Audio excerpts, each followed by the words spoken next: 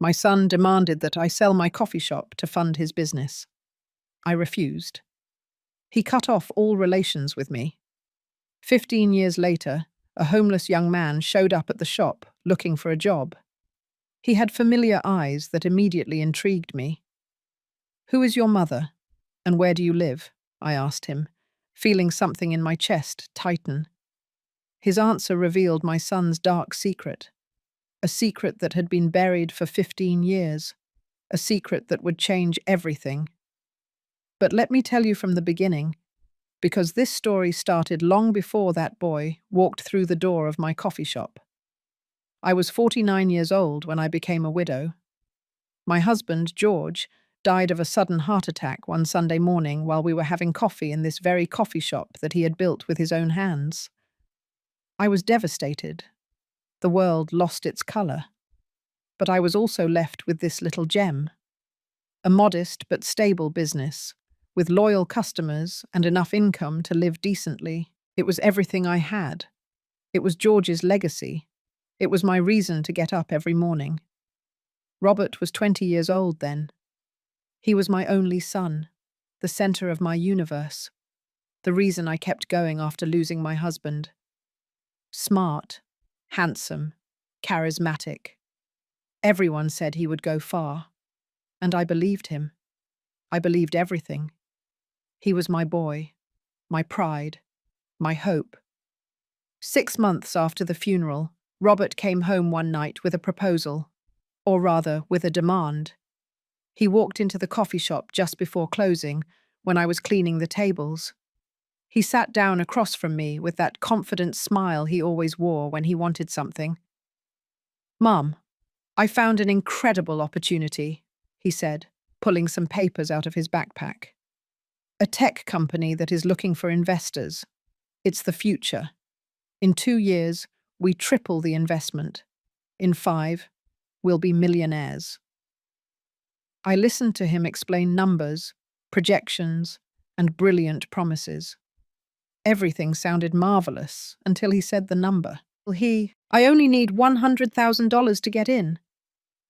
$100,000? It was exactly the value of the coffee shop. He knew it. I knew it. The silence between us became heavy. I finally understood where all this was going. "You want me to sell the coffee shop?" I said, feeling my throat close up. "It's just a business, Mum. We can get something better later. This is an investment in our future." Our future? As if he were going to share it with me. As if he wasn't asking me to sacrifice everything I had left of George, all my livelihood, all my security, for a dream that wasn't even mine. I told him no. I explained that the coffee shop was all I had, that it was my way of honouring his father, that at 49 years old I couldn't risk my future on an uncertain gamble. I told him I loved him, that I wanted to see him succeed, but that I couldn't do this. He insisted. Once, twice, 3 times. Every conversation grew tenser. Every rejection from me made him angrier. I stood firm, even though every no tore me up inside. Then his face changed. The last night he came, there was no longer any tenderness in his eyes. There was only coldness, something hard and cruel that I had never seen in my son before. "You're selfish," he told me, the words dropping like stones. "Dad would be disappointed in you. You prefer your mediocre little coffee shop over your son's future, over my happiness." I felt as if he had slapped me. Tears rolled down my cheeks, and I couldn't stop them. I begged him to understand. I told him I loved him more than anything in the world, but that I couldn't do what he asked. "Then we have nothing more to talk about," he replied, standing up. A week later, he came back. This time, he wasn't alone. He had a woman on his arm, a woman I knew very well. Isabelle. I had hired her as a waitress 3 months earlier. She was young, maybe 23 or 24, with that striking beauty that makes men lose their minds. Long, dark hair, green eyes, a smile that promised dangerous things. But she was also trouble. She was constantly late. She treated customers badly. And I finally discovered she was stealing from the tip money. I fired her immediately. Now she was there, hanging on my son's arm, wearing a dress that was too tight, looking at me with a triumphant smile that chilled my blood. "Isabelle and I are together," Robert announced, as if he were introducing me to a princess. "We're leaving the city. We're going to build our future away from here, away from you." The world tilted under my feet. I felt nauseous. Was this revenge? Was he using that woman, that thief, just to hurt me? "Robert, please," I whispered. "She's not a good person. She stole from this coffee shop. You can't trust—" "I'm not going to listen to this," he interrupted, raising his hand. "You never supported me. You never believed in me. Isabelle does believe. She does love me." Isabelle laughed, a soft, venomous laugh. "Goodbye, Vera," she said, using my name as if we were friends. "Thanks for everything." They left that same night. Robert never called again. He never wrote, no birthdays, no Christmases, not a single word in 15 years. He disappeared from my life as if I had never existed. As if the 20 years I spent raising him, loving him, sacrificing for him, meant nothing. The first few months were hell. I cried every night. I woke up waiting for a call that never came. I checked my phone 100 times a day. Nothing. Absolute silence. Little by little, I learned to live with the emptiness. The coffee shop became my refuge. My customers became my family. Martha, a sweet woman who came every morning for her latte, became my confidant. She knew the whole story. She held me up when I thought I couldn't go on. The years passed. 49 turned into 50, then 60. Now I was 64 years old. My hair was completely grey. My hands trembled a little in the mornings. My back hurt after a long day. But I was still here. I was still standing. I was still serving coffee and smiling at customers, even though I was still broken inside. And then, one rainy Tuesday afternoon, the door of the coffee shop opened. A boy walked in.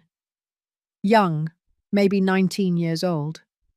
He was soaked, his clothes dirty and torn, his hair too long, covering part of his face. His shoes were destroyed, showing his toes.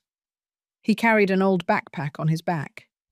He stood by the door, as if he didn't know if he had the right to be there. Then he looked at me, and I felt my heart stop.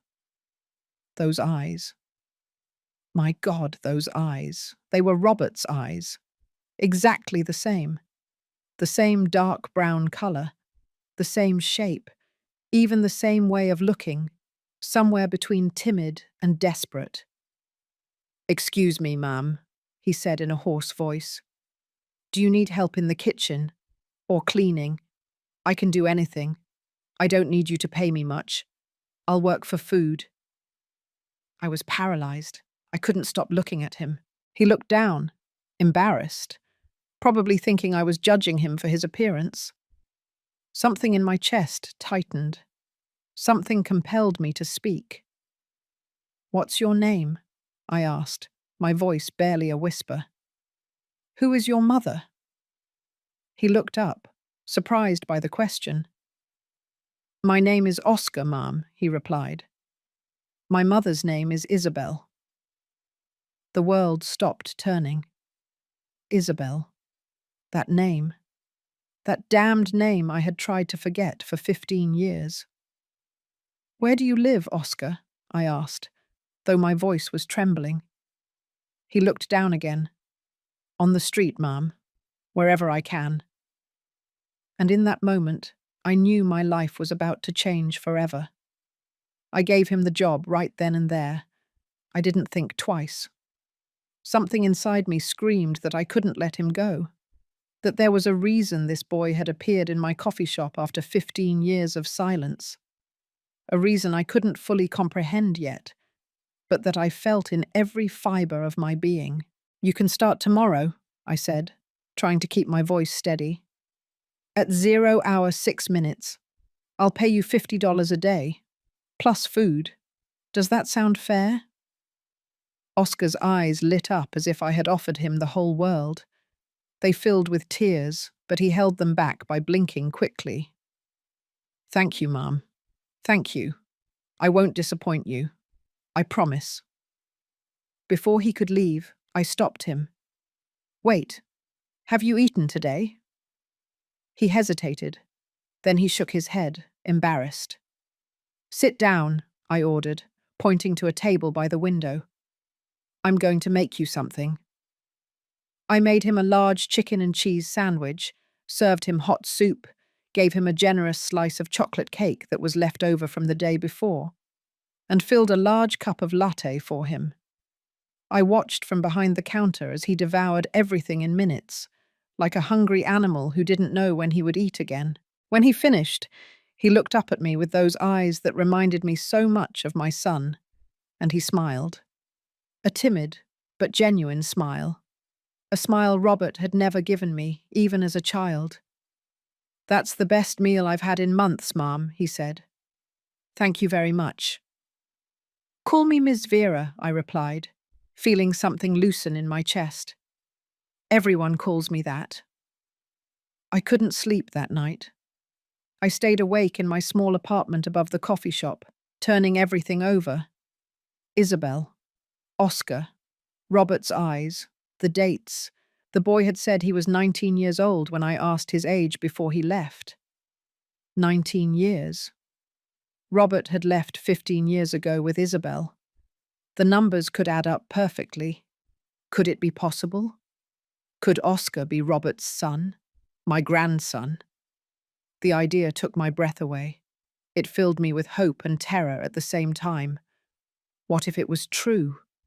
What if Robert had a son and never told me? What if that child had grown up in poverty, on the streets, without knowing he had a grandmother who would have loved him with all her heart? But it could also be a coincidence. Isabelle is a common name. Maybe it wasn't the same woman. Maybe I was seeing what I wanted to see, because I had been alone for 15 years, longing for my son, dreaming of some kind of redemption or second chance. The next morning, Oscar arrived 5 minutes before 0 hour 6 minutes. He was wearing the same clothes as the day before, but he had washed his face and combed his hair as best he could. He greeted me with a nervous smile. "Good morning, Miss Vera. I'm ready to work." I showed him the basic tasks: cleaning the tables, sweeping the floor, washing dishes, helping in the kitchen when necessary. He absorbed every instruction like a sponge. He worked quickly with a dedication that surprised me. He didn't complain. He didn't ask for breaks. He simply did what was asked of him with a silent gratitude that broke my heart. During lunch, I prepared him a large plate of food, and we sat together at a back table. I needed to know more. I needed to confirm or rule out my suspicions. "Tell me about yourself, Oscar," I said casually, although my heart was pounding. "How long have you been living on the street?" He looked down at his plate. "About 6 months," he replied in a low voice. "Since my mum. Since she left." "She left? Where to?" "I don't know. One night she just didn't come back home. Well, it wasn't really a home. It was a room we rented in an old building. When I couldn't pay the rent, they kicked me out." I felt a pang of pain in my chest. "And your father? Can't he help you?" Oscar let out a bitter laugh. "I don't have a father. I never did. My mom always said he abandoned us before I was born, that when he found out she was pregnant, he disappeared. He never wanted to know anything about me." The words dropped like bombs. Every single one confirmed my worst fears. It had to be Robert. The timing fit. The story fit. Everything fit perfectly. Did your mum never tell you his name? I asked, trying not to sound too anxious. No. She refused to talk about him. She said it was better that way, that men like him didn't deserve to be remembered. He paused. But I always wanted to know. I always wondered what it would be like to have a father, or a real family. I had to bite my lip to keep from crying right there. This boy, this beautiful child who worked so hard and spoke with such humility, was my grandson. I was almost certain. And he had grown up with nothing, without a father, without a family, without knowing he had a grandmother who would have loved him from the first second. And you, Miss Vera? Oscar asked suddenly, pulling me out of my thoughts. You have family. The question took me by surprise. I swallowed. I had a son, I said slowly. But we became estranged many years ago. We don't talk anymore. I'm so sorry, he said with genuine sincerity. That must be very difficult. It is, I admitted. Every day. We stayed silent for a moment. Then Oscar spoke again. Thank you for giving me this opportunity, Ms. Vera. You didn't know me at all, and still you trusted me. Not many people do that. Everyone deserves a chance, I replied, putting my hand over his. Especially good people. And I can see that you are a good person, Oscar. He smiled, that timid smile that I was already starting to cherish as if it were my own. Days turned into weeks. Oscar worked tirelessly. He arrived early and left late. He learned to make coffee, prepare sandwiches, and deal with customers. He had a natural gift for it. He was kind, polite, attentive. Regular customers began asking for him by name. One afternoon, Martha pulled me aside after Oscar went to clean the back tables. That boy, she said in a low voice. Who is he, really? What do you mean? I asked, pretending not to understand. Vera, I have eyes. That boy has your smile. And he has the eyes of… She stopped. He has Robert's eyes. I froze. I couldn't lie to Martha. She knew me too well. I suspect it, I finally admitted. I think he's my grandson. Martha put her hand to her mouth. Are you sure? Not completely, but everything fits. The age, the mother's name, the story.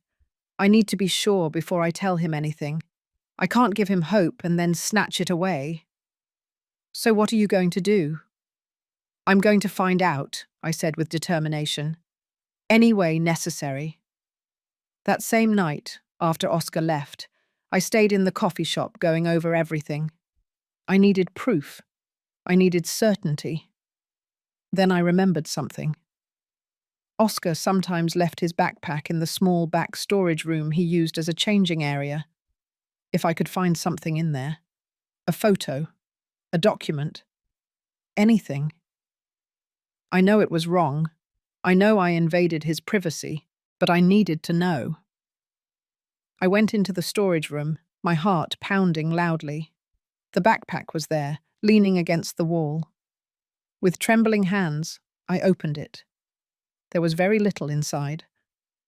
Old clothes, a frayed towel, a toothbrush. And at the very bottom, wrapped in a plastic bag, I found an old, worn photograph. I carefully took it out and looked at it under the light. It was Isabelle. Younger, but definitely her. She was smiling, wrapped around a man who was facing away. I could only see part of his dark hair and his broad back. But I recognized the shirt. It was the red shirt I had given Robert for his 20th birthday. I turned the photo over. There was a date written in faded blue ink. 15 years ago. My legs gave out. I sat down on the floor of the storage room holding that photograph, and I cried. I cried for all the lost years, for the grandson I never knew, for the son who had abandoned me. for all the pain that could have been avoided. Oscar was my grandson. There was no doubt. I put the photograph back exactly as I had found it and zipped up the backpack. I left the storage room with trembling legs and a broken heart. I sat at one of the coffee shop tables, in the darkness, trying to process what I had just confirmed. Oscar was my grandson, my blood, Robert's son, and he had grown up with nothing, without a father, without a family, sleeping on the streets like an abandoned dog. While Robert, what had Robert been doing all these years? Did he even know he had a son? Or had he abandoned Isabelle just like he had abandoned me? Rage burned inside me, but I also felt an overwhelming tenderness. I had a grandson, a wonderful, hard-working, kind-hearted grandson. And now that I knew, what would I do? Would I tell him? How would he react? Would he hate me for being the grandmother of the man who abandoned him? Or would he find in me the family he had always wanted? I decided to wait. I needed to be completely sure. I needed definitive proof. The next day, when Oscar arrived for work, I waited until he went to the restroom. I quickly took a glass he had used and put it in a bag. In the afternoon, I pulled a hair from my own brush. I took them to a private lab downtown. I need a DNA test, I told the receptionist, to confirm if we are family. She looked at me with professional compassion. The results will be ready in 5 business days, ma'am. Those 5 days were torture. I kept treating Oscar normally, but every time I looked at him, I saw Robert. I saw my grandson. I saw everything I had lost and everything I could recover. Oscar was still sleeping on the street. That killed me. One night after closing, I called him over before he left. "Oscar, I want to propose something to you," I said. "There is a small storage room in the back of the coffee shop. It has enough space for a mattress. It's not much, but it's better than the street. You can stay there if you want." He looked at me with wide eyes. "Really, Ms. Vera, I don't want to take advantage of your kindness." "It's not taking advantage. It's common sense. I need you to arrive on time every morning, and you can't do that if you're sleeping in a park who knows how many miles from here." It was a half-truth. The truth was, I couldn't stand the idea of my grandson sleeping on the street for one more night. "I don't know how to thank you," he said, his voice breaking. "By working hard. That's all the gratitude I need." That same night, I helped him set up an old but clean mattress in the storage room. I gave him sheets, a pillow, a small lamp. It wasn't much, but when I saw his face light up with happiness, I knew it was everything to him. "I haven't had a bed in years," he confessed to me, touching the sheets as if they were silk. "Thank you, Ms. Vera. You are the kindest person I have ever met." I had to turn away so he wouldn't see me cry. The days passed, and my bond with Oscar grew stronger. We started having breakfast together every morning before opening the coffee shop. He told me stories of his difficult childhood. I told him stories of my husband George and how we had built the coffee shop from scratch. I never mentioned Robert. Not yet. Not until I had the proof in my hand.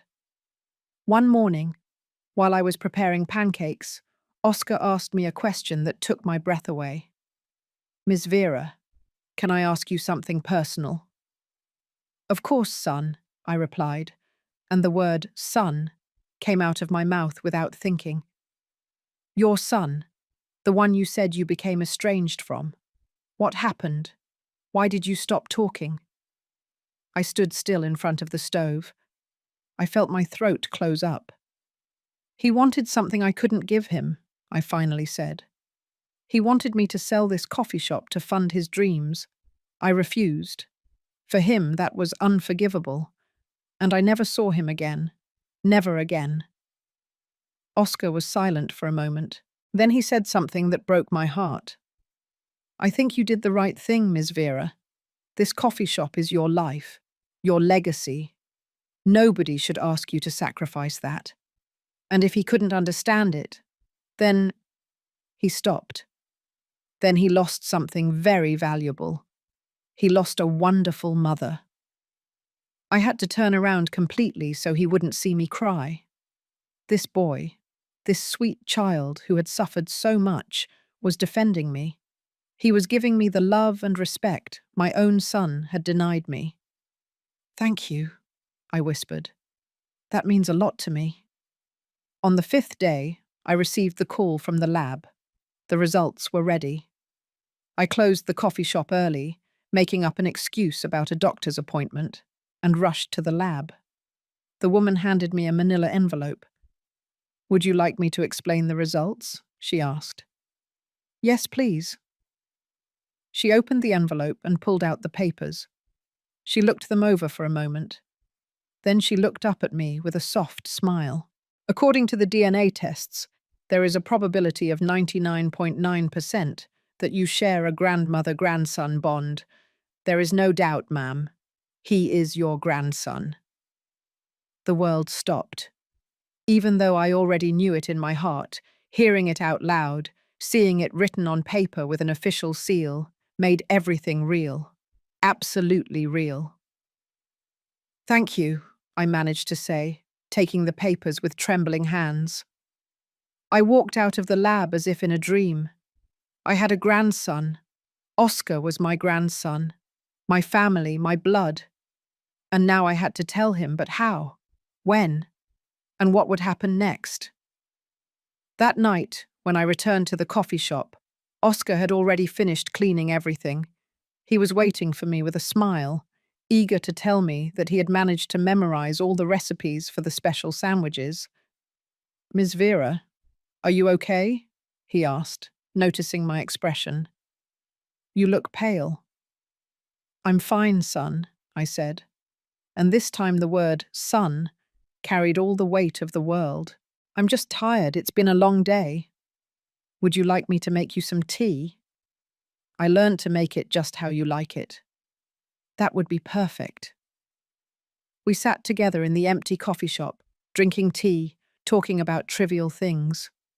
But my mind kept spinning. I had to tell him. He deserved to know the truth. He deserved to know he had family, that I was his grandmother, that he would never be alone again. But I was also scared. What if he got angry? What if he blamed me for not looking for him sooner? What if he hated Robert so much that he didn't want anything to do with me? "Oscar," I began, feeling my pulse quicken. "There's something I need to ask you." "Of course, Miss Vera. Anything." "Your mother, Isabelle, what was she like?" He looked down at his teacup. "She was complicated," he said slowly. "When I was little, she was affectionate. She told me stories. She made me laugh. But then she started drinking, more and more. She became different, angry, sad. She always said that life had betrayed her, that the man she loved had left her pregnant and abandoned her. I don't think she ever got over it. She worked, sometimes, temporary jobs, waitressing, mostly. But she never lasted long anywhere. There were always problems." He shrugged. "We moved a lot. Different cities, different rented rooms. I learned not to get attached to any place because I knew we wouldn't last there." "And did she never mention your father's family? His parents? To you? Your paternal grandmother?" Oscar looked up, surprised by the specific question. "No. Why do you ask?" I took a deep breath. It was now or never. "Because I need to tell you something, Oscar. Something important." He looked at me with those dark brown eyes, so much like Robert's, waiting. But before I could say another word, the coffee shop door opened with a loud bang. And there, standing in the doorway after 15 years of silence, was my son, Robert. His hair was shorter, some grey at his temples. He was wearing an expensive suit. He looked successful, prosperous, as if life had treated him very well. He looked at both of us, first at me, then at Oscar. His eyes lingered on the boy for a long moment. I saw his expression change. First confusion, then recognition, then something like panic. "Mum," he finally said, his voice tense. "We need to talk." The silence that followed was deafening. Oscar looked at me, confused. Then he looked at Robert, trying to understand what was happening.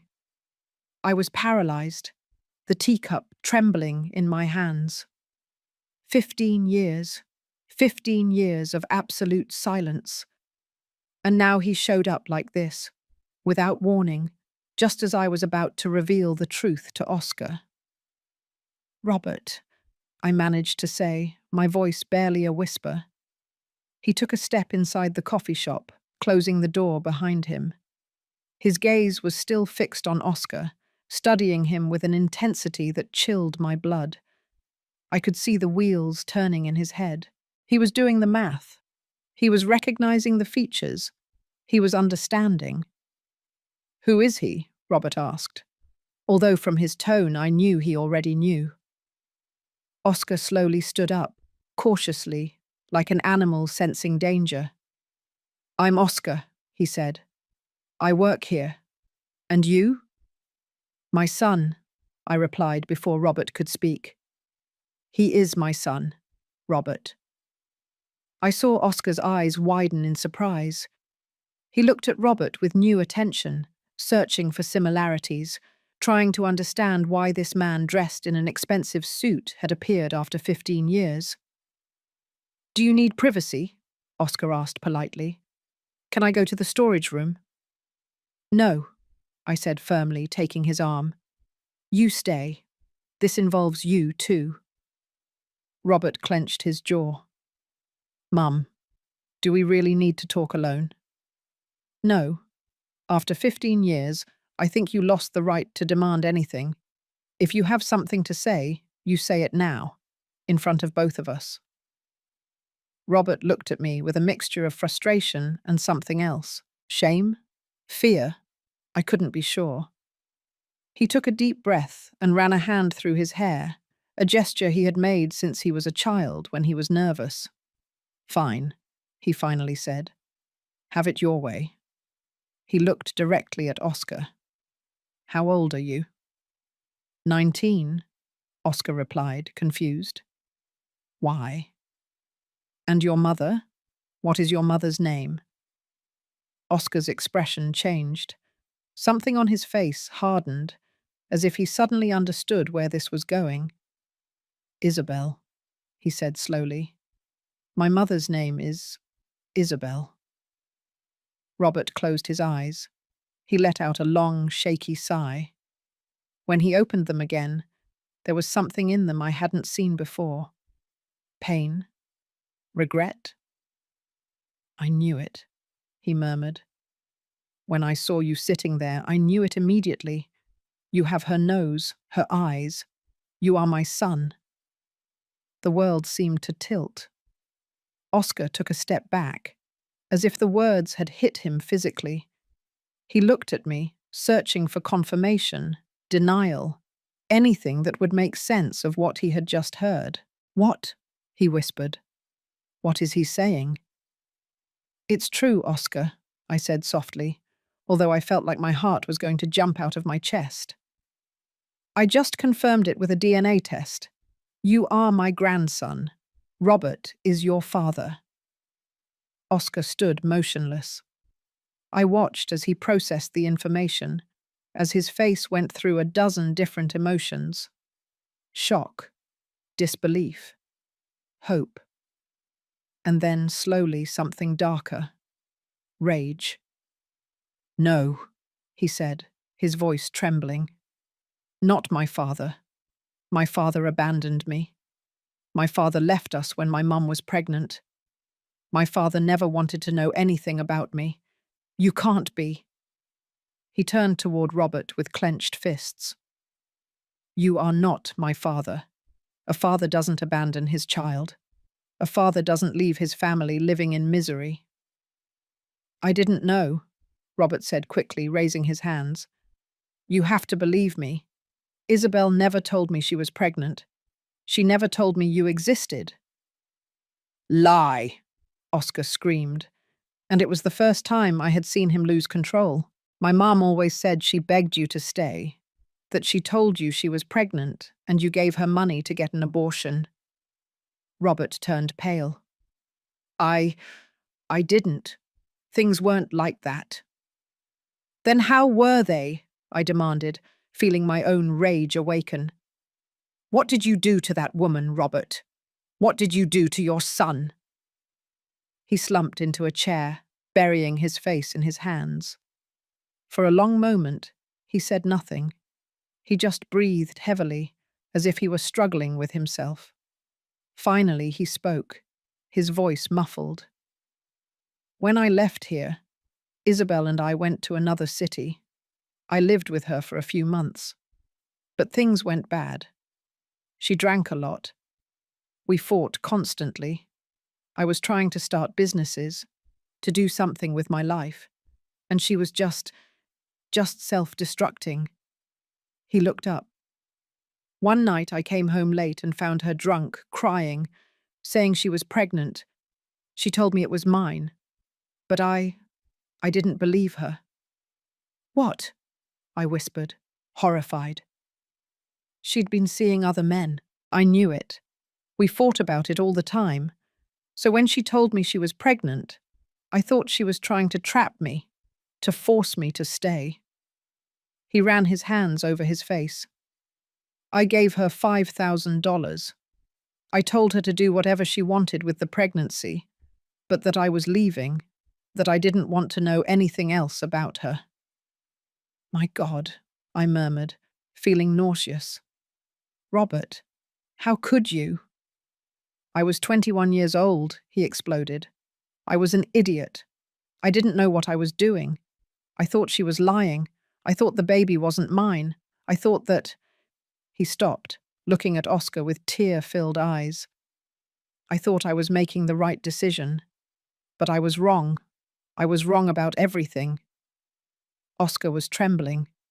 Tears streamed down his cheeks, but he made no move to wipe them away. My mum was right, he said with a broken voice. You abandoned us. You left us with nothing. Do you know how I grew up? Do you know what it was like to live without a father, watching my mum destroy herself every day because the man she loved had left her? Do you know how many nights I went hungry? How many times I slept on the street because we couldn't afford the rent? I'm sorry, Robert said, standing up. I know it's not enough. I know it will never be enough. But I'm sorry. If I had known you were really my son, if I had known you were suffering, What? Oscar interrupted him. Would you have come to rescue me? Would you have been a father? Don't make me laugh. You abandoned your own mother for money. Why would you be any different with me? Robert turned to me, and I saw something in his eyes I hadn't seen in 15 years. Genuine shame. Mom, I came because I needed to see you. I needed to apologize. All this time I've been thinking about what I said to you, about how I treated you. I built my business. I made money. I have a big house, an expensive car, everything I dreamed of having. But I'm not happy. None of it makes me happy because I know what I lost. I know what I did to you. He took a step toward me. And now I discover I have a son who has suffered because of me. A son I should have known, I should have raised, I should have loved. It's too late, I said coldly. 15 years too late. I know, but I came to try to fix things, to get to know you again, He looked at Oscar. To get to know you too, if you give me a chance. Oscar wiped his tears with the back of his hand. I don't need your money, he said. I don't need your apologies. I already have family. Miss Vera is more family to me than you will ever be." His words pierced my heart. I walked over to him and hugged him. He clung to me like a frightened child, sobbing on my shoulder. I was crying too, but my tears were different. They were tears of love, of protection, of a silent promise that I would never leave him alone. "It's okay," I whispered to him. "You're safe. I have you. That's all that matters." When Oscar finally pulled away from me, he looked at Robert with red but determined eyes. "I want you to leave," he said. "I don't know you. I don't want to know you. You're 19 years too late." Robert turned pale. "Please, give me a chance. Just one."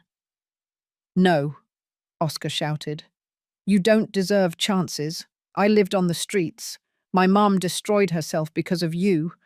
And now you show up in your expensive suit with your empty apologies, expecting me to hug you, to call you dad. I just want to get to know you. I want to make up for all the lost time. Time is not made up for. Time is lived. And you weren't there." Robert looked at me, desperate, seeking my intervention, but I said nothing. Oscar was right. Every word he said was true. Robert stood there, in the middle of the coffee shop, looking smaller than I had ever seen him. The successful man, the prosperous businessman, reduced to an absent father seeking redemption where he didn't deserve it. "I understand your rage," he finally said, his voice barely audible. "You have every right to hate me. But I am your father, Oscar. That doesn't change, even if I was the worst father in the world." "Being a father is more than biology," I replied, my voice firm. "Being a father is being present. It's sacrificing. It's loving unconditionally. You did none of that." Robert looked at me with eyes full of pain. "I know, Mum. I know. And I'll live with that for the rest of my life. But at least let me try. Let me be a part of your lives now. I know I can't get back what's lost, but I can be here from now on." "Like you were here for me for those 15 years?" I asked bitterly. "How did you call me on my birthdays? How did you come to visit me when I was sick 3 years ago with pneumonia and almost died alone in the hospital?" He bowed his head. "I didn't know you were sick." "Why did you never ask? Why did you disappear as if I didn't exist? And now you come here expecting what? Instant forgiveness? A happy family?" "I don't expect that. I just hope for a chance to prove I've changed." Oscar wiped away the last of his tears and straightened up. There was something different about him now, a strength I hadn't seen before. "I want you to leave," he repeated, this time more calmly, but with the same determination. "I'm not ready for this. Maybe I never will be. But right now, I need you to leave." Robert nodded slowly. He took a business card from his wallet and left it on the nearest table. "This is my number, my address, my email. If you ever change your mind, if you ever want to talk, I'll be there. I promise." He looked toward me. "For both of you.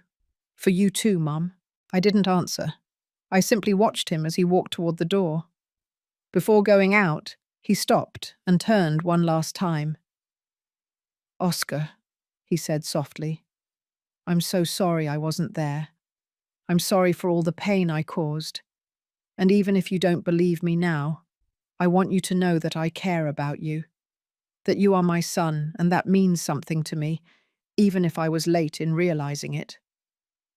Oscar didn't answer. He simply looked at him with those eyes that were so much like his own, expressionless, giving nothing.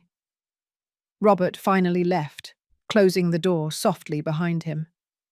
The silence that remained was different from before.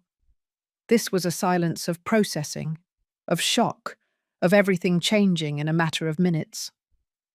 I sat down heavily in a chair, feeling the weight of the revelation crushing me. Oscar remained standing, looking at the door where Robert had disappeared. Then he looked at the business card on the table as if it were a poisonous snake. "Is it true?" he finally asked, his voice small and broken. "Am I really your grandson?" I took the lab results from my purse and handed them to him. He read them slowly, his hands trembling. When he finished, he let the papers fall onto the table. "All this time," he murmured, "all this time I had family, and I didn't know it. I'm sorry, Oscar. I'm sorry I didn't know about you. I'm sorry Robert was such a coward. I'm sorry for all the suffering you went through." He shook his head. "You don't have to apologize for anything, Miss Vera. You didn't know. It wasn't your fault." He paused. He did. He knew it. Maybe he wasn't sure, but he knew it, and he chose not to find out. He chose not to care. "I know, son, and you have every right to be furious, to hate him." Oscar finally sat down, his legs giving way as if they could no longer support him. He covered his face with his hands. "I don't know what to feel," he admitted. "My whole life I dreamed of meeting my father, of having family, and now that he's here, now that I have answers, I only feel emptiness, as if it's too late for it to matter." I moved toward him and put my hand on his shoulder. "It's not too late for us," I said softly. "You are my grandson, Oscar, my blood, my family, and I'm going to be here for you from now on. If you want me to, of course." He looked up, his eyes red and swollen. "Do you really want that? Even though I'm the son of the man who abandoned you?" "You are that man's son, yes, but you are not him. You are everything he was not. You are hard-working, humble, kind-hearted, grateful. You are everything a grandson should be. And I love you, Oscar. From the moment you walked through that door, something in my heart knew you were special. Now I know why." Oscar started crying again, but this time they were different tears. He lunged toward me and hugged me tightly, as if he was afraid I would disappear. "Thank you, Grandma. Thank you for giving me a chance. Thank you for being my family. I promise I always will," I whispered, stroking his hair. "You will always be my family." We stayed like that for a long time, grandmother and grandson, finding each other after years of being lost from one another. When we finally separated, there was something new between us, a deeper bond, a certainty. "What do we do now?" Oscar asked, wiping his tears. "Now," I said, taking his hand. "Now we live. We build what we should have always had, a family." The following days were strange, but beautiful. Oscar started calling me Grandma instead of Miss Vera. At first he did it timidly, as if he didn't have the right. But every time he said it, I felt my heart fill with a joy I hadn't felt in 15 years. Martha cried when I told her the whole story. She hugged Oscar as if he were her own grandson, and told him that now he had not only a grandmother, but a whole family of coffee shop customers who loved him. I started teaching him more about the business, not just the basic tasks, but the management, the finances, the secrets of George's recipes. Oscar absorbed everything with hunger, not for food this time, but for knowledge, for purpose, for the future. One night, as we were closing the coffee shop together, he asked me a question that left me breathless. "Grandma, do you think my mum is still alive?" I stopped, the cleaning rag in my hand. "I don't know, son. What do you think?" He shrugged. "Part of me wants to find her, wants to know if she's okay. But another part—" He stopped. "Another part is afraid of what I'll find. that she's dead, or worse, that she's alive and doesn't care to see me. I understand that fear, but if you want to look for her, I'll help you. And if you don't want to, that's okay too. You don't have to make that decision now. Thank you, Grandma. He smiled slightly. I like the way that sound, Grandma. I like it too, grandson. Me too. Weeks passed. Oscar flourished under my care. He gained weight.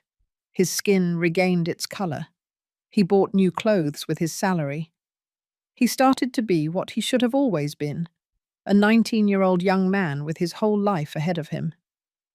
Robert didn't show up again, but he sent messages.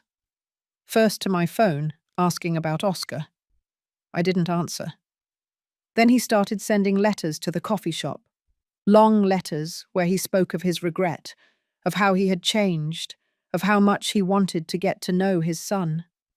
Oscar read them, but never replied. He kept them in a box in his room in the storage area. When I asked him why he kept them if he wasn't going to reply, he told me something that broke my heart. Because maybe someday I want to remember that he at least tried, that even though he was late, he at least tried. 3 months after the revelation, something changed. Oscar arrived one morning with a strange expression on his face. "Grandma," he said, "I think I need to see him. Robert, my father." I felt a pang in my chest, but I nodded. "Are you sure?" "No, but I think I need to do it anyway. I need to hear him. I need to decide for myself whether he deserves a chance or not." "That's fine." I took his face in my hands. "Son, you don't need my permission for anything. You're old enough to make your own decisions. And whatever your decision is regarding Robert, I will support you, even if you decide to give him a chance. Even then, even if I don't like it, even if it hurts me. If you need to try, then you have my blessing." He hugged me tightly. "Thank you, Grandma. I don't know what I would do without you." "You'll never have to find out, because I'm not going anywhere." That night, Oscar called Robert using the number on the card he had kept all this time. The call lasted less than 5 minutes. I heard Oscar's voice from the storage room, tense but firm. They agreed to meet the next day at a neutral coffee shop, not mine. Oscar wanted neutral territory, a place where he could leave if things went badly. He was smart. My grandson. Cautious. He wasn't going to be manipulated easily. I barely slept that night. I stayed awake in my apartment, staring at the ceiling, wondering what Robert would say, how Oscar would react, if this would end up healing or opening deeper wounds. Part of me wanted to protect Oscar, forbid him from seeing Robert, keep him safe from the man who had abandoned both of us. But I knew I couldn't do that. Oscar needed this. He needed to close this chapter, one way or another. The next morning, Oscar dressed carefully. He wore a new shirt we had bought together the week before, clean pants, shoes that weren't broken. He looked handsome. He looked like the young man he should have always been. "Do you want me to go with you?" I offered while we were having breakfast. He shook his head. "I need to do this alone, Grandma, but thank you for offering. If at any point you feel uncomfortable or want to leave, just do it. You don't owe him anything." "Understood. Understood." I hugged him before he left. "I love you, grandson. No matter what happens today, that doesn't change." "I love you too, Grandma." The hours that followed were torture. I tried to keep busy in the coffee shop, but every few minutes I looked at the clock. Martha noticed my nervousness and sat with me during a break. "He's going to be fine," she told me, taking my hand. "Oscar is strong. You raised him well in these past few months. Whatever the outcome, he'll be okay." "I didn't raise him. I just gave him what he deserved from the beginning." Exactly. You gave him love, stability, family. That's more than Robert ever gave him. Nothing Robert says today can take that away from him. She was right, of course, but I still worried. Oscar returned 4 hours later. He walked into the coffee shop with a serious expression, impossible to read. My heart raced. I walked over to him immediately. "How did it go?" I asked, studying his face. He sat down heavily in a chair. "It was complicated." I sat down across from him, waiting. "He cried," Oscar finally said. "My father cried in front of me. He apologized over and over again. He told me about his life, about how he built his business, about his marriage that ended 2 years ago. He has 2 children. Well, he had. Now he has 3, technically. My half-siblings." He paused. He showed me pictures of them. They're little, 7 and 9 years old. I felt a pang in my chest. Robert had had other children. He had been a father to them in ways he never was to Oscar. "How did you feel seeing that?" I asked softly. "Jealous," Oscar admitted. "Those kids had what I never had. A present father, a home, security." He bit his lip. But I also felt sorry for him because his marriage was destroyed. His wife took the kids, and now he barely sees them. And I knew it was because he didn't know how to be a good husband. Probably because he never faced what he did to me, to my mum, to you. Did he admit that? "Yes," he said. He said he had been running from his past his whole life, but that the past always caught up with him. That his wife left him because she said he was emotionally distant, incapable of truly connecting. And he knows why. Because he abandoned his mother and his son, and he never faced what that meant. I was silent, processing this. It was more self-awareness than I expected from Robert.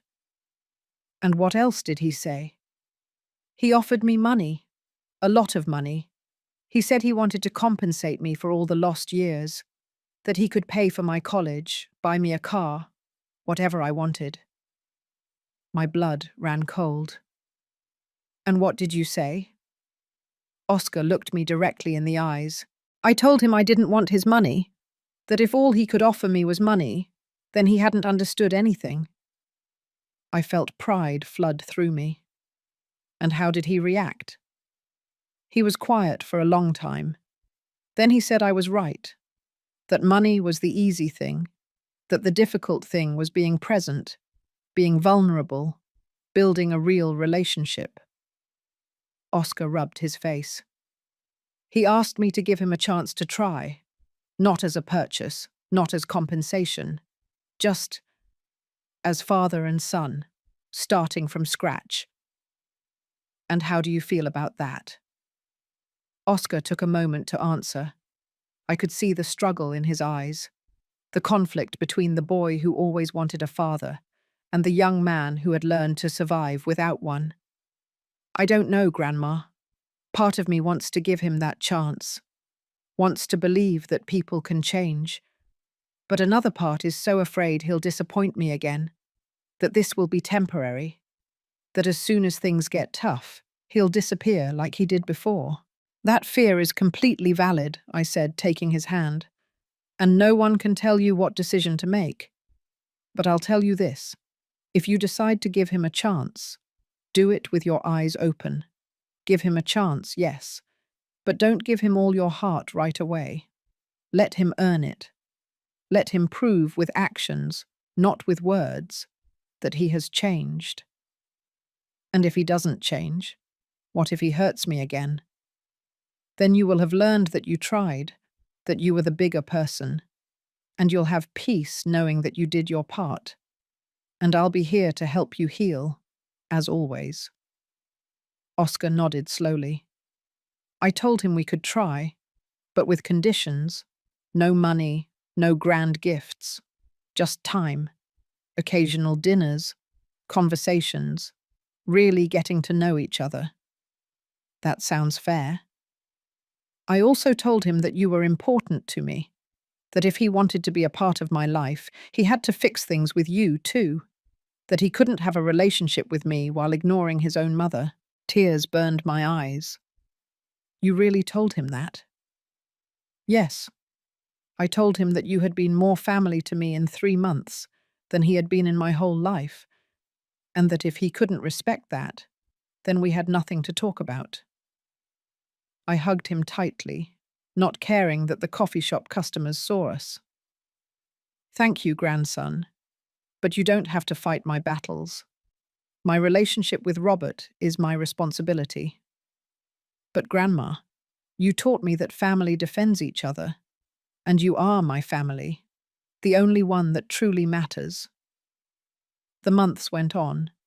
Robert began to show up occasionally. At first it was tense, awkward.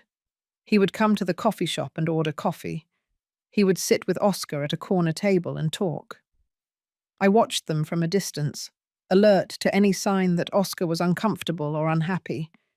But slowly something began to change. The conversations became less forced.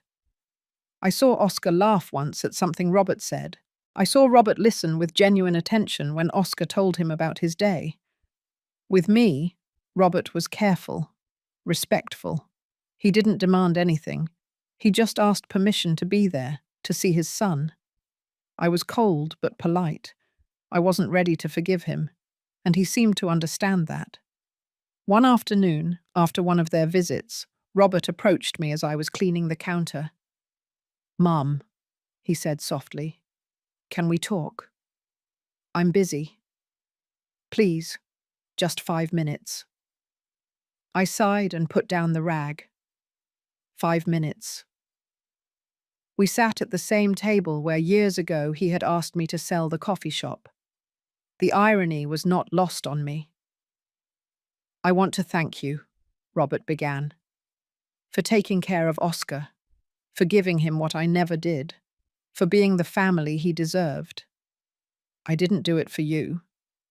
I know, you did it for him, because you are a good person, better than I ever was." I remained silent. "I also want to apologize," he continued. "I know I already said it, but I need to say it again. What I did to you 15 years ago was unforgivable. I abandoned you when you needed me most. I blamed you for not sacrificing your life for my selfish dreams. And then I disappeared like a coward. Why now, Robert? Why after 15 years of silence do you suddenly care?" He looked down. "Because my life fell apart. My marriage ended. My children hate me because I was never really present. I built a business empire, but I destroyed everything that really mattered. And one night, 6 months ago, I was alone in my big, empty house, and I realized I had no one. No one who truly knew me. No one who cared about me beyond the money I could give them." He looked up, his eyes red. "And I thought of you, of how I treated you, of everything I lost when I abandoned you. And I knew I had to come back, that I had to at least try to fix what I broke. And finding Oscar was just a coincidence, completely. When I saw him there with you, when I understood who he was, it was as if the universe was giving me a second chance that I didn't deserve." "You're right," I said coldly. "You don't deserve it." He nodded, accepting the blow. "I know, but I'm going to try to earn it anyway, every day, for the rest of my life if necessary." A full year passed, a year of slow but constant changes. Oscar turned 20 years old, and we celebrated in the coffee shop with all the regular customers. Martha baked a huge cake. There was laughter, hugs, tears of joy. Robert was there too, on the periphery, watching with a mixture of happiness and sadness. He knew it wasn't his place to be in the center, but Oscar had invited him, and that was something. During that year, I saw my grandson flourish in ways I never imagined. He enrolled in night classes at the community college. He was studying business administration, dreaming of one day expanding the coffee shop or perhaps opening his own business. I supported him in everything, proudly paying for his books and tuition. The relationship between Oscar and Robert grew slowly. They had dinner together once a week. Robert taught him about business, about investments, about practical things a father should teach his son. But there was still a distance there, an invisible barrier that neither of them knew how to fully cross. With me, Robert was still respectful but distant. He came to the coffee shop only to see Oscar. He didn't try to force conversations with me. He didn't repeatedly ask for forgiveness. He was simply there, trying to show with actions that he had changed. I still hadn't forgiven him. I wasn't sure if I ever could. The pain of those 15 years of abandonment didn't disappear simply because he had returned repentant. But then something happened that changed everything. It was a slow, quiet Tuesday afternoon. Oscar was in class. I was alone in the coffee shop, preparing inventory for the next day. The door opened and a woman walked in. She was skeletal thin, with dirty, matted hair, greyish skin, and sunken eyes. She wore ragged clothes and smelled of alcohol and grime. She staggered to the counter and looked at me with glassy eyes. "Do you have food?" she asked in a raspy voice. "Yes," I replied automatically. "What would you like?" She rummaged through her pockets and pulled out some dirty coins. "How much can I get with this?" I counted the coins. $2.50. Enough for a coffee, maybe. "This will get you a sandwich and coffee," I lied, pushing the coins back toward her. "On the house." She looked at me in surprise, then with tears in her eyes. "Thank you. God bless you." While I was making her sandwich, she sat at a table near the window. There was something familiar about her, but I couldn't identify what. When I brought her the food, she pounced on it like a hungry animal. "When was the last time you ate?" I asked softly. "I don't know. 2 days, maybe 3. Everything is confusing lately." She took a long sip of the coffee. I sat down across from her. "Do you have somewhere to stay?" She shook her head. "I lost my room months ago. I've been in shelters, on the street, wherever." "Do you have family? Someone who can help you?" Her face contorted into something like pain. "I had a son, but I lost him. It was my fault. All my fault." Something in my chest tightened. What happened to him? I couldn't take care of him. I couldn't even take care of myself. One day I just left. I left him alone. I thought he would be better off without me. But now, her voice broke, now I don't know if he's alive or dead. I don't know where he is. And it's my fault. All my fault. "What is your son's name?" I asked, although something in me already knew the answer. She looked at me with those sunken red eyes. "Oscar.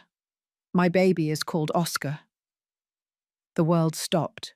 I really looked at her for the first time, searching for the young, beautiful woman I had seen years ago hanging on my son's arm. She was there, buried under years of addiction and pain. But she was there. "Isabelle," I whispered. She started. "How do you know my name?" I was silent for a long moment, my heart beating so hard I thought it would burst out of my chest. This woman, this broken and destroyed woman, in front of me was my grandson's mother. She was the woman who had raised Oscar in poverty. She was the woman who had abandoned him. She was the woman who had been with my son. "I am Vera," I finally said. "Robert's mother." The colour drained from her face. She tried to stand up. but her legs didn't support her. No, no, I have to go. I shouldn't have come here. Sit down, I ordered firmly. Please, sit down. She obeyed, trembling. Oscar is alive, I said, watching her eyes open wide. He's fine. He's here. He works here, with me. Isabelle began to sob, a heartbreaking cry that came from the depths of her being. Really? My baby is okay? Yes, he's more than okay. He's studying in college. He's healthy. He's safe. Thank God. Thank God. She covered her face with her hands. I thought I had killed him.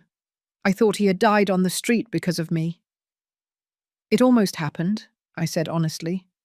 He was living on the street for months after you left. But he came here, and I took him in. She looked at me with something like astonishment. Why? Why would you help him, after everything that happened between your son and me? Because he's my grandson. Because he's family. And because he deserved to have what you both denied him. A home. Isabelle flinched at my words. You're right. I was a terrible mother. The worst human being. My baby deserved much better than me. Yes, he deserved it. But he's here now. And the question is, what are you going to do now? What do you mean? Are you going to continue destroying yourself, or are you going to fight for your life? For your son? She shook her head violently. I don't deserve to see him. Not after what I did. It's better if he thinks I'm dead. That's not your decision, I said firmly. It's his.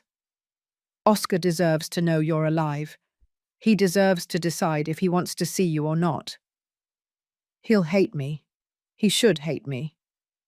Maybe, or maybe not.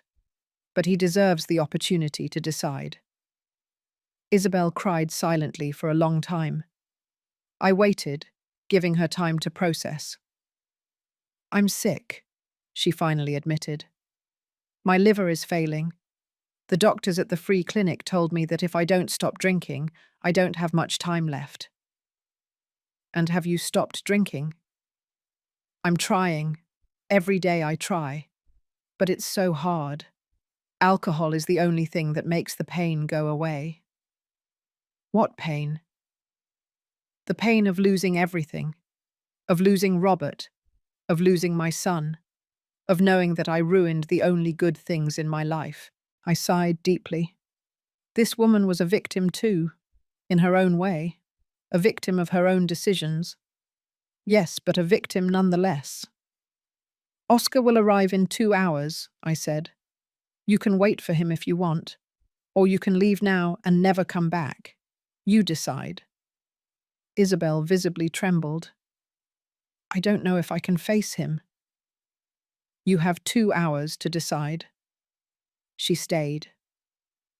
The 2 longest hours of my life. Isabelle sat in silence, drinking coffee after coffee, occasionally trembling. I continued working, serving the few customers who came in, but my mind was on what was to come.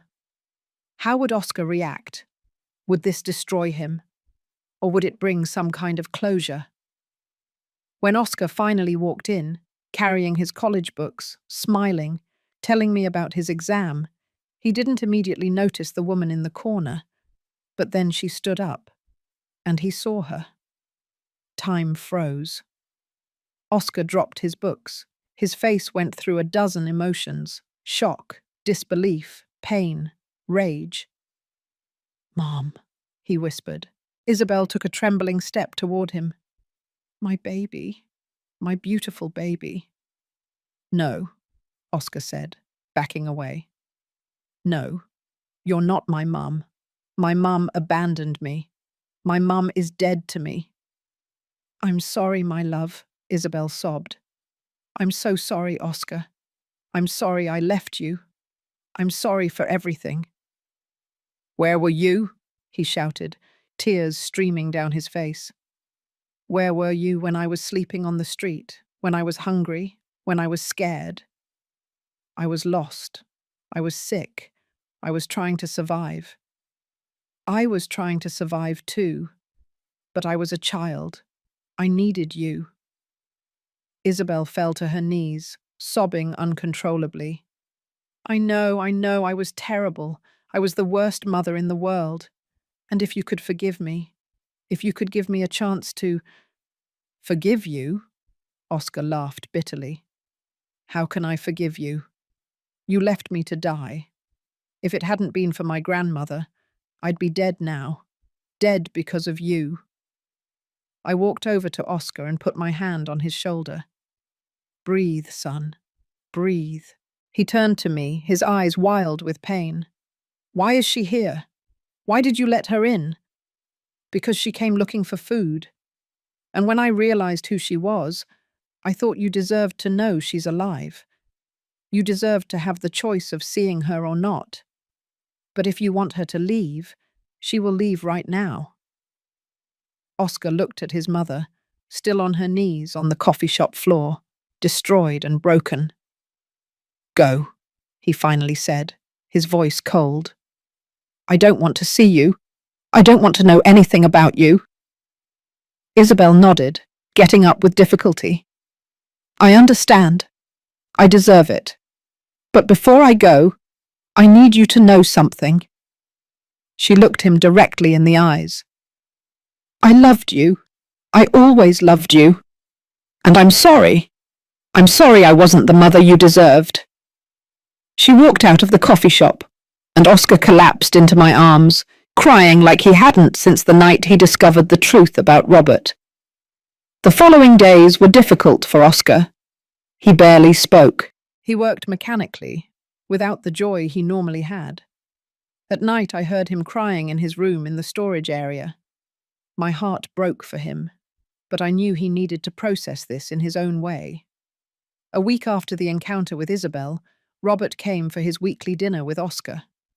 But when he arrived and saw the state his son was in, his expression immediately changed. What happened? He asked, looking at me. I told him about Isabelle, about her appearance, about the encounter. Robert visibly turned pale and sat down heavily in a chair. My God, he murmured. Isabelle. Did you know she was like that? I asked accusingly. No. The last I heard of her was 19 years ago, when I gave her that money and left. He ran his hands over his face. Where is she now? I don't know. She left and hasn't come back. Robert looked at Oscar, who was sitting silently staring out the window.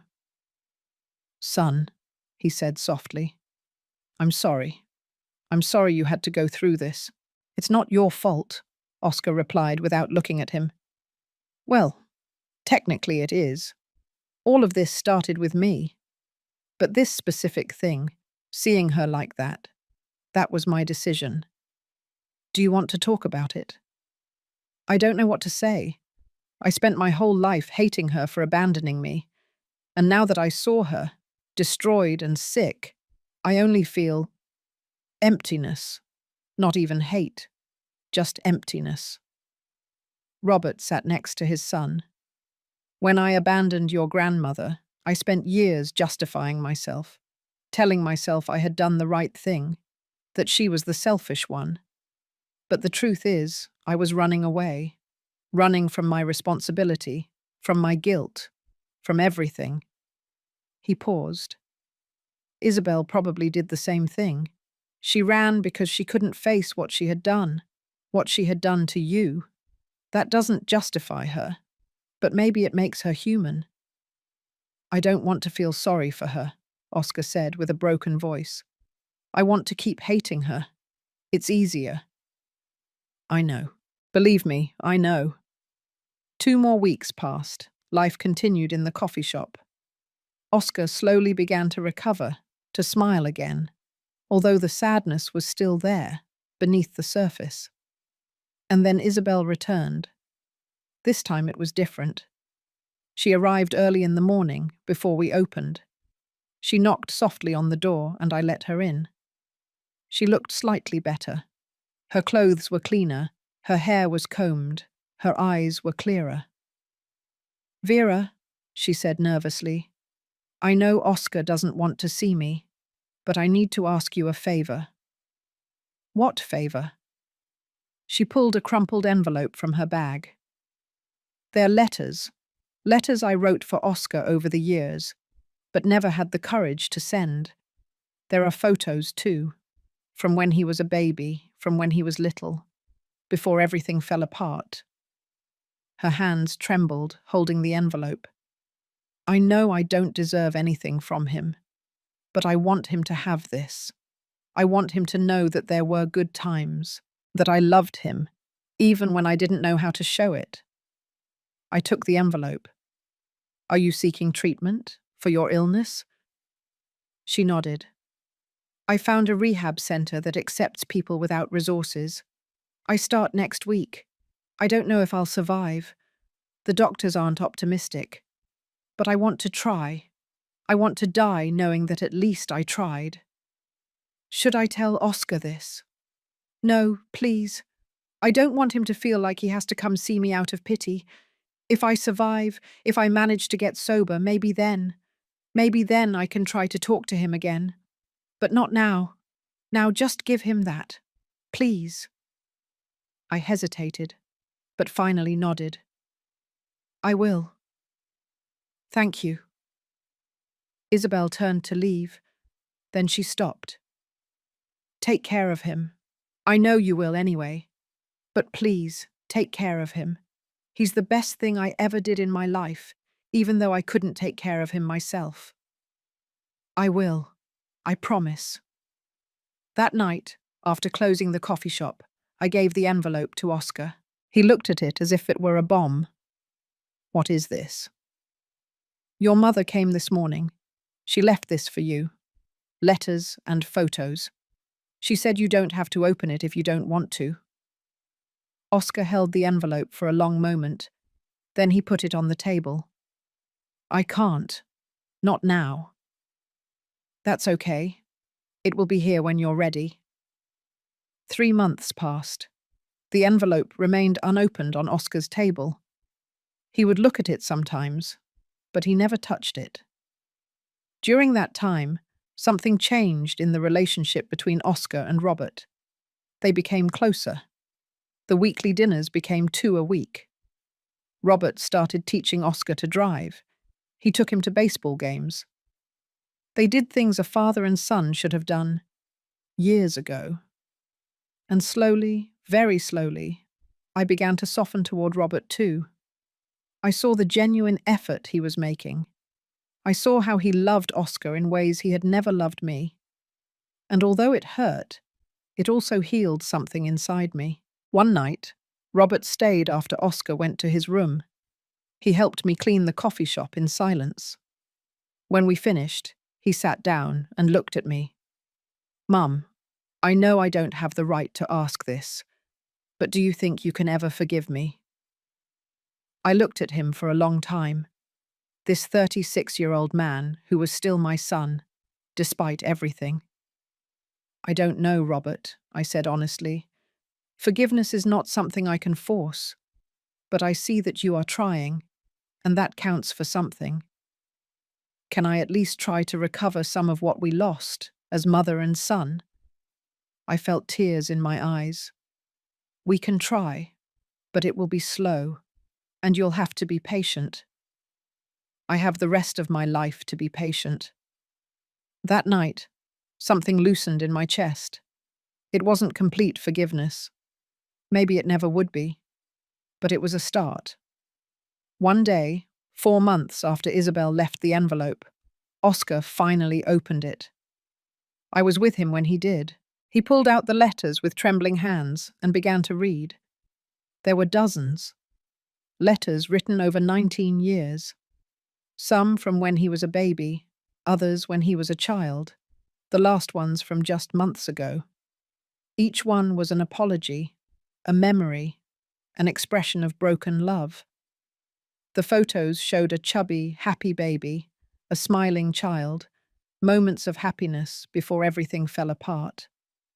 Oscar cried reading them. I did too. She loved me, he whispered, in her broken and damaged way. She loved me. Yes, son, I think so. Do you think I should look for her? Try to talk to her? That depends on you. What does your heart say? He was silent for a long time. My heart says I'm tired of hating, tired of carrying this pain. It says that maybe, just maybe, I could try to understand her. Not necessarily forgive her, but understand her. Then I think you know what to do. Oscar nodded slowly. I'm going to look for her. I'm going to try to talk to her. One last time. Finding Isabelle was not difficult. The rehab center she had mentioned had a record of her. She was still there, fighting her demons day by day. The coordinators told me she was progressing, but her health was delicate.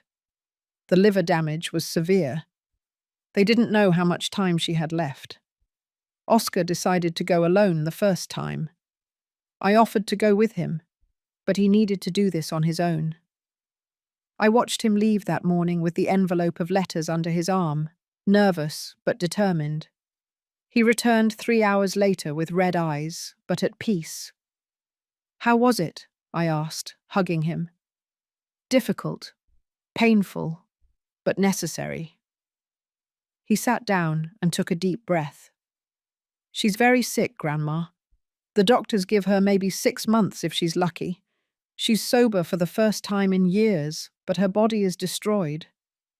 What did you talk about? Everything. The past. Her mistakes. Mine too. I told her how much it hurt me that she abandoned me. She cried and apologized 1,000 times, but she also told me things I never knew, like how my father left her feeling worthless, how depression and alcohol took hold of her, how every day she fought the urge to just disappear. And how did you feel listening to that? Sad, still angry, but also understanding. It doesn't justify what she did, but it helps me understand that she was suffering too, that she didn't abandon me because she didn't love me, but because she didn't know how to love herself. The following months, Oscar visited Isabelle regularly, once a week, sometimes 2. I never went with him. That was their journey, not mine. But I saw how it changed him, how he became lighter, more at peace. Robert eventually found out too. He wanted to go see her, but Oscar asked him to wait. That Isabelle needed to focus on herself first, without the burden of facing the man who had also hurt her. The business prospered. Oscar had become an invaluable partner. With his modern ideas and my experience, the coffee shop had never run better.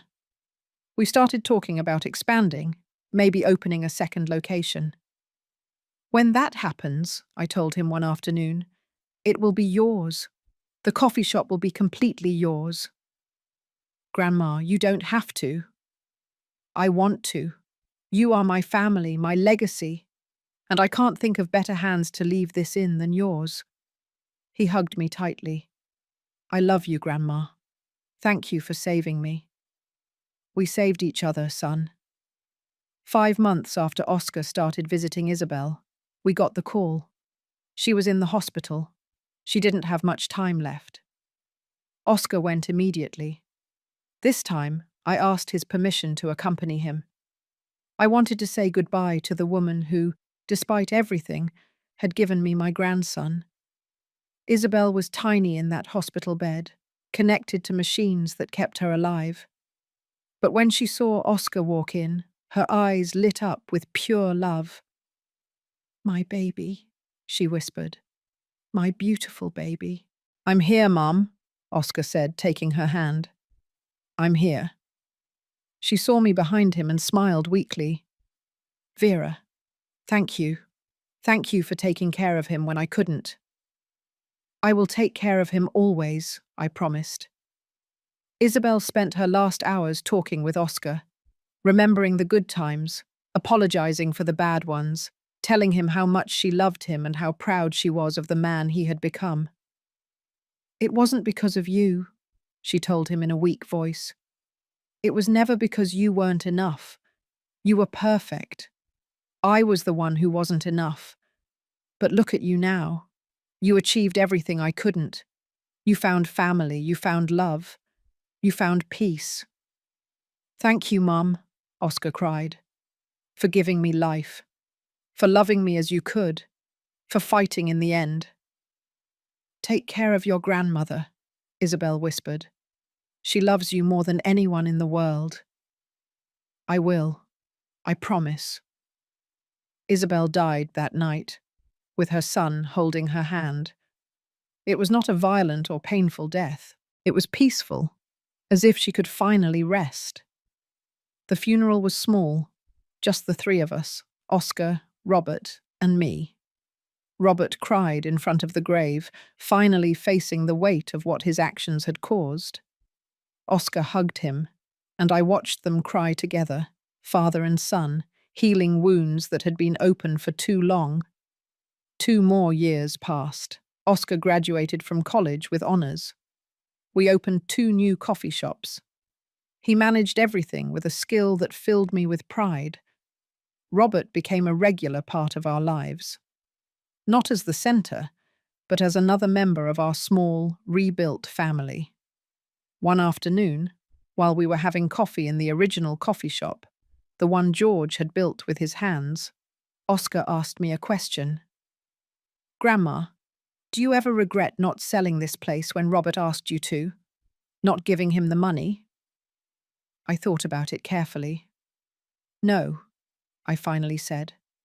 Because if I had, you wouldn't be here. I wouldn't have this second chance to be a grandmother.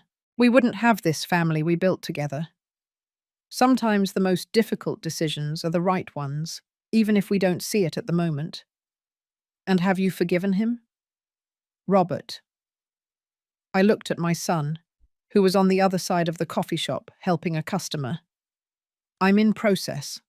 Forgiveness is not a moment, it's a journey, and we are walking it together, slowly.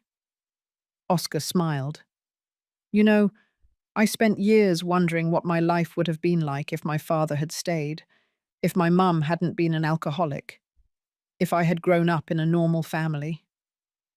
He took my hand. But now I know that everything had to happen exactly as it did, because it brought me to you, and you are the best family I could have asked for. Tears rolled down my cheeks. You are my family too, Oscar, my unexpected gift, my second chance. That night, after closing, I sat alone in the empty coffee shop. I looked at the tables where so many stories had happened, where George and I had dreamed, where Robert had broken my heart, where Oscar had walked in looking for a job and given me back my life. I thought of all the pain, of all the suffering, of all the lost years. But I also thought of redemption, of the love I had found in the most unexpected places, of the family I had rebuilt from the ashes. Life hadn't given me what I expected. It had given me something different, something harder, but also something more beautiful. I am 79 years old now. My hair is completely white. My hands tremble more than before. I don't work in the coffee shop as much anymore, but I come every morning to have coffee with Oscar and see the 3 locations prosper under his leadership. Robert comes for breakfast on Sundays. Our relationship will never be what it was when he was a child, but it is something new, something more honest, something built on imperfect forgiveness and complicated love. Oscar got married last year to a wonderful woman named Audrey. They gave me 2 great grandchildren who fill the coffee shop with laughter every afternoon. I am at peace. Finally, after years of pain and loss, I am at peace. Sometimes people ask me if I would have done things differently, if I would have given the money to Robert, if I would have looked for Oscar sooner, if I would have forgiven faster. And my answer is always the same. I don't know. But I know that every decision, every pain, every moment of suffering brought me here, to this life full of imperfect but real love. and that is enough, more than enough. So I ask you, who has heard my story, would you have given a second chance?